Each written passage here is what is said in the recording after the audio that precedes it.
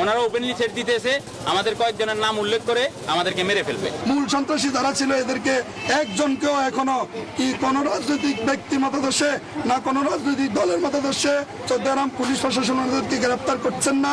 মাদকের বিরুদ্ধে অবস্থান নয় কি আমাদের অপরাধ হয়ে গেছে? আমাদের গ্রামবাসীকে আমরা অপরাধ করে ফেলছি। কুমিল্লার চৌদ্দগ্রামে মাদকসেবীদের আটকের পর আইনশৃঙ্খলা বাহিনীর কাছে সোপর্দ করার জেরে স্থানীয়দের উপর হামলার অভিযোগ উঠেছে। এই ঘটনায় আতঙ্কে দিন পার করছে এলাকাবাসী। প্রতিবাদে মানববন্ধন ও বিক্ষোভ করেছেন যাত্রাপুর গ্রামের বাসিন্দারা।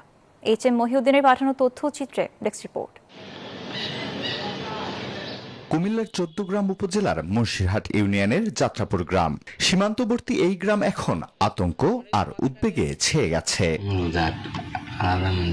গত 1 জুন মাদক সেবনের সময় গ্রামবাসী 3 বহিরাগত ও এক স্থানীয় ব্যক্তিকে আটক করে আইনশৃঙ্খলা বাহিনীর হাতে তুলে দেয়। কিন্তু সেদিনই জামিনে মুক্তি পেয়ে এলাকায় ফিরে আসেন তারা। স্থানীয়দের অভিযোগ, পরদিনই উপজেলার দোয়েল চত্বরে দেশীয় অস্ত্র নিয়ে যাত্রাপুর গ্রামের কয়েকজনের উপর অতর্কিত হামলা চালায় অভিযুক্তরা। এতে গুরুতর আহত হন বেশ কয়েকজন। সব মশার বিরুদ্ধে সুরক্ষা দিতে এলো বসুন্ধরা এক্সট্রিম অ্যারোসল। মশার বিরুদ্ধে এক্সট্রিম সুরক্ষা।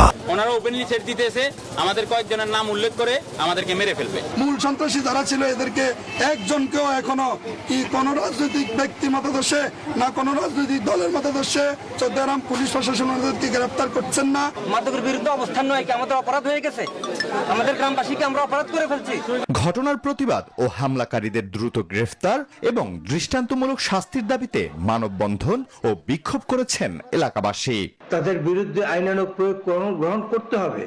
কে কোন দলের সেটা বিষয় নয়, দল আমার কাছে বিষয় নয়, দেশ আমাদের বিষয়। সর্বপ্রথম যেটা প্রয়োজন সেটা হচ্ছে পরিবারের নৈতিক শিক্ষা।